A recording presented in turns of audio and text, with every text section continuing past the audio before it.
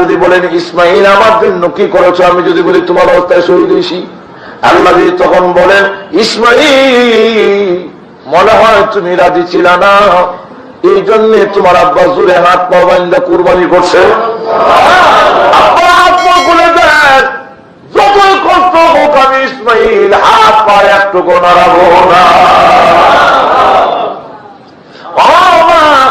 বৌমা গো, ওই ছেলে এত আদরের ছেলে কুরবানি করার জন্য হুকুম হয়েছিল, কিন্তু এরপরে কুরবানিও আল্লাহ নিলেন না, আল্লাহ আমার ছেলেকে বাঁচায় রাখছেন। আজ আমি তাকে গো সিরিয়ায় আমার ছেলে তাকে এই মক্কা নগরীতে আমি আমার ছেলের সঙ্গে দেখা করতে পারি না, যাও আসলাম আমার ছেলে বাড়িতে নাই, তো আমি চলে যাই, আমার ছেলের বইল আমার ছেলেকে আসলে কথা জানাইয়া দিও, গোরের এই যে চৌকাঠ এই যে ফ্রেমটা এটা দরজার সঙ্গে বড় সুন্দর হইয়া ভিড় হইছে, এমন ফ্রেম লাগাইলে ওই ঘরের মধ্যে রহমত বরকত নাযিল হয়। আমার ছেলেকে বলল আর যেন এটা পরিবর্তন না। ইব্রাহিম আলাইহিস সালাম চলে গেলেন, ইসমাইল আলাইহিস সালাম আসলেন বাড়িতে। স্ত্রী ডাক দিয়ে বলে স্বামী হে, সিরিয়ার থেকে একজন লোক আসছিল, বুড়া বুড়া, আবার চোখ বড় হয়ে গেছে, কি কপাল দেখো, আপা পেলাম না, আবার কান্দে। স্ত্রী গো ওই বুড়া লোকটা আসছিল বাড়ির ভিতরে ঢুকাইছো কিনা, বলে হ্যাঁ।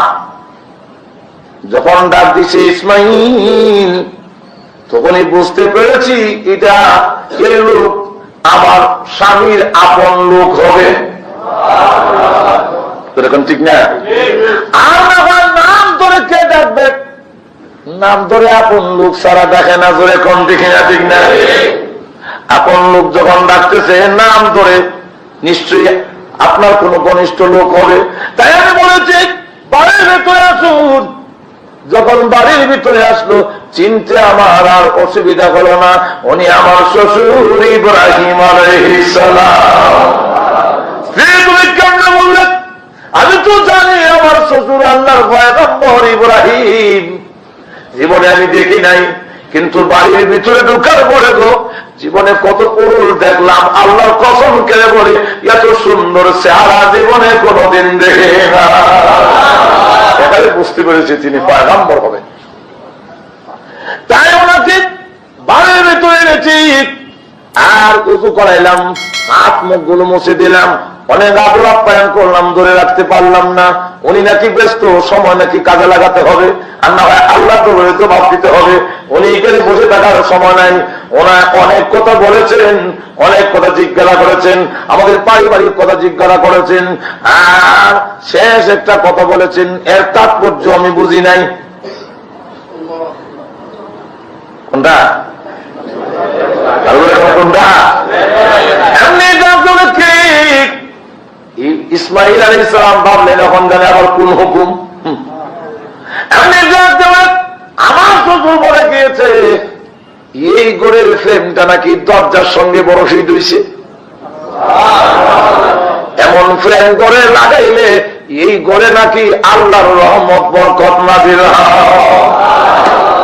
অর্থাৎ স্বামী স্ত্রী যদি খুশি থাকে, সন্তুষ্ট থাকে, মিল থাকে, এই ঘরের রুজি রোজগারে সমস্ত মালে বরকত হয়, শান্তি আসে, বরকত হয়। ঠিক না? স্বামী স্ত্রী মিল নাই, এই ফ্যামিলিতে কখনো বরকত আসে না, এখানে আল্লাহর রহমত নাযিল হয় না, আল্লাহর বরকত নাযিল হয় না। তো আমার শ্বশুর বলেছেন এই ঘরের চৌকাঠটা নাকি লাগাইছেন, যে এই যে ফ্রেমটা লাগাইছেন এটা হুবহু খুব পিট হয়েছে, এমন চৌকাঠ লাগাইলে ঘরে রহমত বরকত নাযিল হয়। এই চৌকাঠ পরিবর্তন না করার জন্য হুকুম দিয়েছেন। এমনি উনি মুস্কি হাসি দেওয়া পর শুকুর আলহামদুলিল্লাহ, শ্রীগুরু এটা ঘরের ফ্রেম না, এটা হলো তোমার আর আমার জিন্দিগি বড় পিট হয়েছে। আমার আব্বা নির্দেশ দেওয়া গেছে ইসমাইল রে এই স্ত্রী আর জীবনে কোনদিন বাদ দিস না। স্ত্রী তুমি আমার কাছে সবচেয়ে প্রিয়, তুমি আমার কাছে সবচেয়ে বেশি মহব্বতের, এই জন্য আসো। আর আমাদের সমাজে মা বাবার কথা দেখা যায় আল্লাহু আকবার, মা বাবা অনেক সময় হাতও লাগায়, যখন আছে না, যখন আছে না বলেন 1 নম্বর হলো ওয়াবিল ওয়ালিদাইনি ইহসানা। একসাথে বলে ফেলেছেন ওয়ালিদাইন, আল্লাহ বলেছেন পিতা মাতা, মাতা পিতা, কথা বলছেন নি, ওয়ালিদাইন একসাথে বলে ফেলছে। এখানের মধ্যে আবার মা বাবার মধ্যে একটু বেশ কম আছে, জোরে কোন আছে না নাই? আরো জোরে কোন আসেনি? বলবো অসুবিধা হইতেছে, অসুবিধা হইতে শেষ।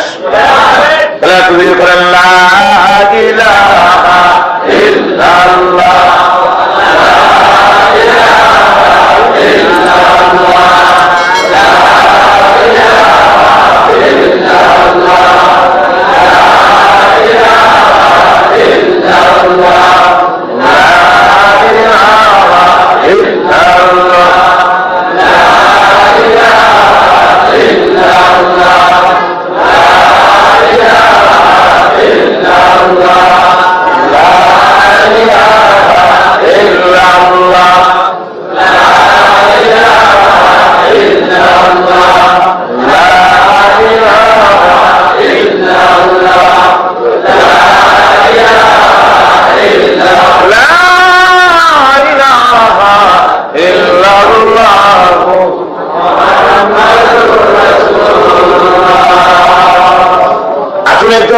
এখানে আল্লাহ তো একসাথে বলে ফেলেছেন।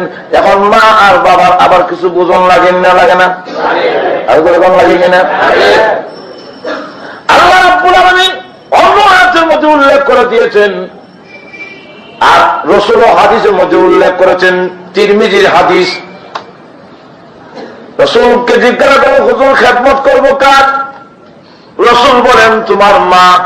যখন কে হুজুর খেদমত করবো আমার কাছে কে বেশি হকদার, কে বেশি পাওনা?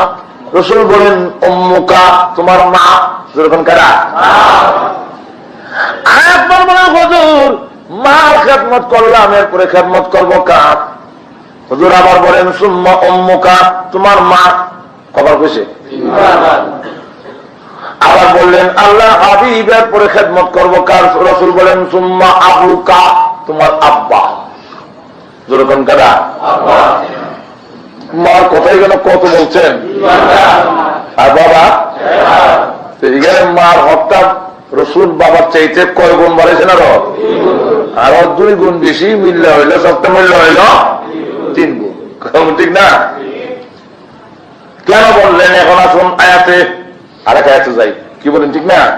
আল্লাহ বলেন وَوَصَّيْنَا الْإِنسَانَ بِوَالِدَيْهِ إِحْسَانًا حَمَلَتْهُ أُمُّهُ كُرْهًا وَوَضَعَتْهُ كُرْهًا وَحَمْلُهُ وَفِصَالُهُ 30 شهرا।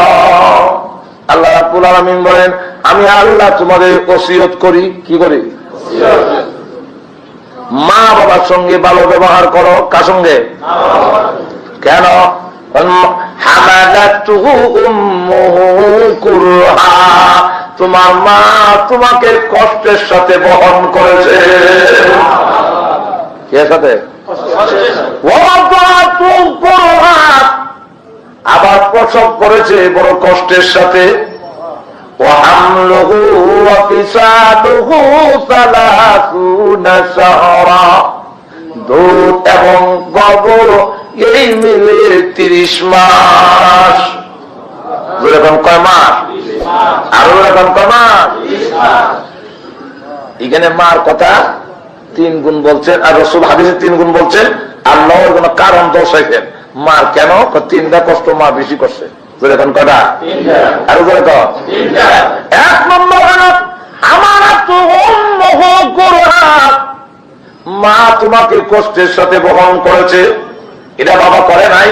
সন্তান যখন নাকি মার পেটে যায়, যাওয়ার সাথে সাথে মার রুচি নষ্ট হয়ে যায়। যেরকম ঠিক খেলা রুচি নষ্ট খেতে দাও নাই, তুমি কঙ্কাল বানাইয়া দিয়েছো। এরপরে আবার দেখা যায় আস্তে আস্তে যখন নাকি বড় সন্তান বড় হয়, সন্তান প্রথম অবস্থায় তাফসীরের কিতাবে লেখে প্রথম অবস্থায় দাঁড়ানো থাকে যেহেতু শুধু মাথাটা মার কল্যার কাছে, আর যখন বড় হয় তখন বাঁকা হয় রুকুর মতো, যেরকম কে মতো। আরো যখন বড় হয় তখন সাজদার মতো মাথাটা মার কলজার কাছে এভাবে করিস। এই অবস্থায় মার কেমন কষ্ট হয়, ভিতরে লাগবে না বাহিরে দিয়ে একটা কাঁঠাল যদি আপনার পেটে বেঁধে রেখে দেন, কাঁঠালটা নিয়ে যদি উড়ন লাগে বন লাগে, আল্লাহ আশা দিছে কষ্ট হয়নি আর ওরকম হবে কিনা? এখন বোঝো পেটের ভিতরে কৃমি হয়ে গেলে আর একটা মানুষ ছেড়ে দিচ্ছে। সুবহানাল্লাহি।